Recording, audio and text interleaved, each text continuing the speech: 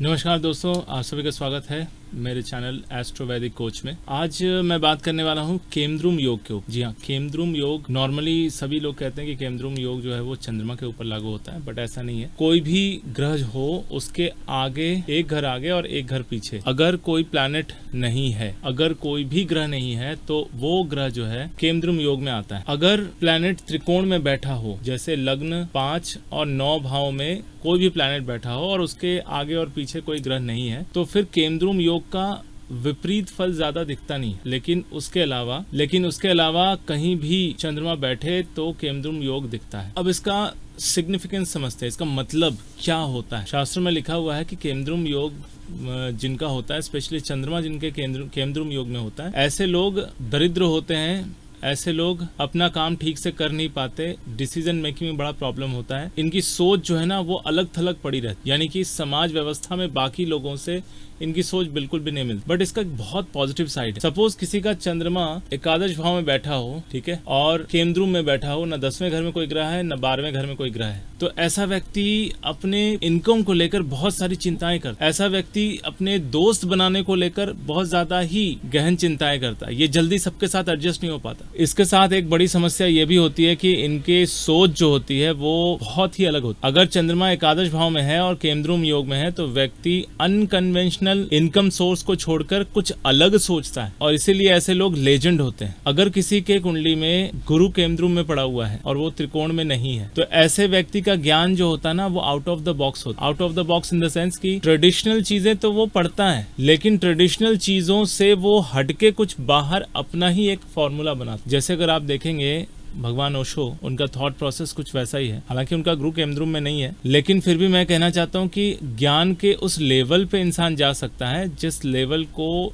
साधारण व्यक्ति के समझ में आने में काफी समय लग सकता है। बस इंसान को यही समझना है कि जो भी ग्रह केमद्रुम में पड़ा हुआ है उस ग्रह की पोटेंशियलिटी कितनी है, कितनी शक्ति है, और अगर किसी ने उसको अच्छा एडवाइस दिया और उस एडवाइस को लेकर वो आगे बढ़ता है तो और भी अच्छा है। नॉर्मली केमद्रुम योग में होता यह है कि लोगों को अच्छी एडवाइस नहीं मिलती है। जैसे एकादश में चंद्रमा किसी का बैठा हुआ है, ऐसे लोगों को दोस्त अच्छे नहीं मिलते, कुछ ना कुछ गलत ही सलाह देते। लेकिन इस इंसान के अंदर सेंस अच्छा है, थॉट प्रोसेस अच्छा है और कुछ क्रिएटिव करने का, कुछ अलग करने का जज्बा है, तो फिर ये कुछ ना कुछ तो कर गुजरता है, नेक्स्ट लेवल तक जाता है। नेक्स्ट लेवल मतलब साधारण व्यक्ति के समझ के परे तक जाता है। तो आप बिल्कुल भी ये ना घबराएं कि केमद्रुम योग अगर आपकी कुंडली में बनता है तो वो बुरा है। केमद्रुम योग का सबसे बेस्ट रिजल्ट देखने को मिलता है जब व्यक्ति को अपने डिसीजंस पे भरोसा होता है, जब व्यक्ति अपने काम में पूरी तरह से माने पूरे लगन से लगा रहता है, उसको अचीव करने में लगा रहता है, तो फिर वो आदमी उस ट्रैक से कभी नहीं हट। एक्सपर्ट्स में गिना जाता है, लेजेंड्स में गिना जाता है। ऐसे बहुत सारी कुंडलियां हैं जिनके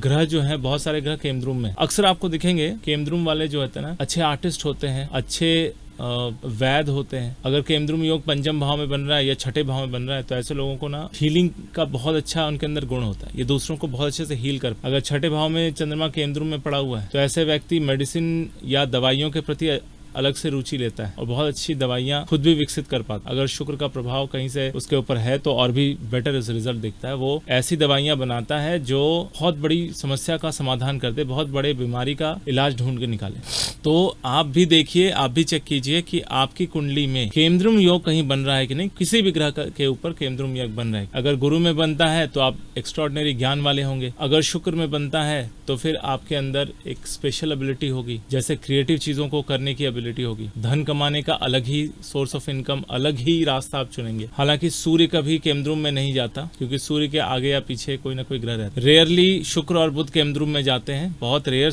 फिनोमिना होता है, क्योंकि शुक्र बुध सूर्य हमेशा एक दूसरे के आगे पीछे रहते। कई बार वक्री होने की वजह से शुक्र या बुध जो है वो केमद्रुम में आते हैं, अदरवाइज नहीं आते। शनि केमद्रुम में आ जाए तो ऐसा व्यक्ति भयंकर मेहनत करने वाला होता है, वर्काहोलिक। जब तक उसे अपने मेहनत का कुछ आउटपुट नहीं मिल जाता तब तक वो आलसी होता। जिस दिन उसे पता चल जाता है कि यार मेहनत करने से मुझे बहुत अच्छा रिजल्ट मिला है, तो फिर उस दिन के बाद से वो आलसी नहीं रहता, उसका पूरा ट्रैक चेंज हो जाता है। It's all about mindset. अगर केमद्रुम वाले इंसान को कोई भी अच्छा एडवाइस दे और माइंडसेट चेंज करने के लिए एडवाइस दे और वो व्यक्ति उस एडवाइस को सुन के अपना माइंडसेट चेंज कर लेता है, तो डेफिनेटली वो व्यक्ति नेक्स्ट लेवल तक जाएगा। नेक्स्ट टू नेक्स्ट लेवल मतलब मैं अनलिमिटेड की बात कर रहा हूँ। अगर किसी के मंगल केमद्रुम योग में है तो ऐसा व्यक्ति के अंदर एनर्जी का ब्लास्ट होगा, ब्लास्ट। शुरुआत में इनको नहीं समझ में आएगा कि अपनी एनर्जी को कैसे यूज कर। कभी कभी वो थोड़ा सा बदमिजाजी भी हो सकता है, मतलब जल्दी गर्म हो जाने वाले। लेकिन जिस दिन अपनी ऊर्जा को कैसे इस्तेमाल करता है उनको पता चल जाए, तो ऐसे व्यक्ति जिनका मंगल केमद्रुम है उनकी ऊर्जा उनको बहुत हाईएस्ट पिक पे ले जा सकता है। तो आप भी देखिए कि आपकी कुंडली में केमद्रुम योग बन रहा है या नहीं।